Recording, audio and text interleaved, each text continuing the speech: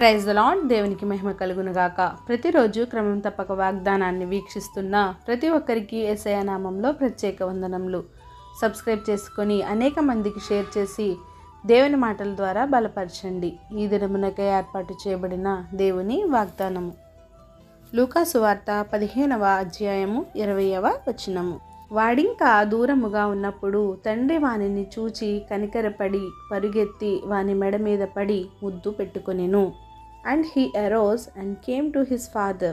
But when he was yet a great way off, his father saw him and had compassion and ran and fell on his neck and kissed him. మన తండ్రి ఎలాంటి వారినైనా క్షమించి కనికరపడి చేర్చుకునివాడు. నీవు దేవుని ఎంతగా తృణీకరించి దేవుని దగ్గరకు నీవు పశ్చాత్తాపం కలిగి వచ్చినట్లయితే ఆయన నిన్ను క్షమించి దగ్గరకు చేర్చుకునివాడు. ఒక మనుషునికి 2 కుమారులుండిరి. వారిలో చిన్నవాడు తండ్రి ఆస్తిలో నాకు వచ్చు భాగమిమ్మని తన తండ్రిని అడగగా అతడు వారికి తన ఆస్తిని పంచిపెట్టెను.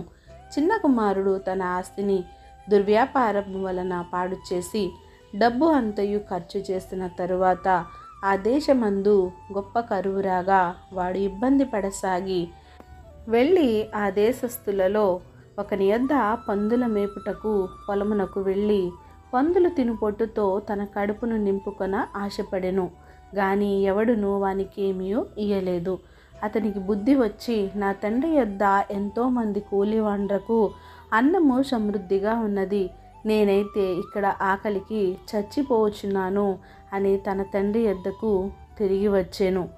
అక్కడ చిన్న కుమారుడు తన తప్పు తెలుసుకొని పశ్చాత్తాపముతో తండ్రి, నేను పరలోకమునకు విరోధముగాను నీ ఎదుటను పాపము చేసి తిని నీ కుమారుడనని అనిపించుకొనుటకు యోగ్యుడను కాను, నన్ను నీ కూలి వారిలో ఒకనిగా పెట్టుకొనుమని తండ్రిని అడగాలని వచ్చాడు.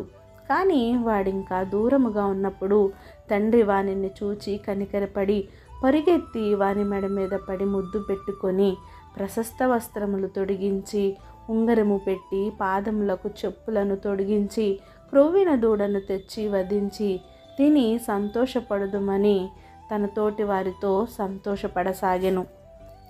నిజమే, మనము కూడా దేవుని విషయంలో ఆయనను విడిచిపెట్టేసి లోకాశలకు దగ్గరయ్యి తిరిగి మన తప్పు తెలుసుకొని ఆయన చెంతకు వస్తే తప్పక ఆయన కరుణించి నీ పైన కనికరపడి నిన్ను చేర్చుకొని ముద్దు పెట్టుకునివాడు. నీ తప్పును నీవు గ్రహించాలి, తెలుసుకోవాలి, తిరిగి ఆయన చెంతకు నీవు చేరాలి. శ్రమకాల దినములు ఆరంభమైనవి. నీవు సరిచేసుకున్నటకు ఇది చక్కని సమయము.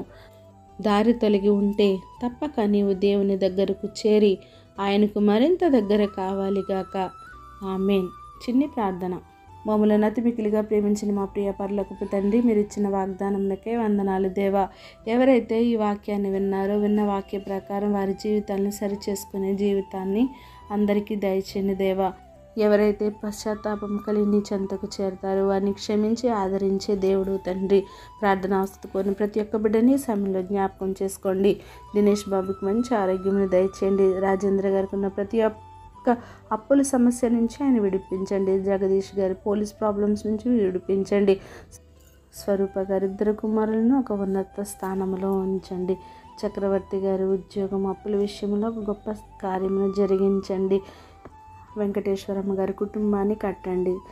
ఇంకా ప్రార్థన ఆస్తుకొని ప్రతి ఒక్క బిడ్డని సమయంలో జ్ఞాపకం చేసుకొని సమస్త ఘనత మహిమ ప్రభావాలు మీరే ఆరోపించుకుంటారని యేసుక్రీస్తు పరిశుద్ధ నామమున ప్రార్థించడి వేడుకొంచున్నాను మా తండ్రి. Amen. God bless you all.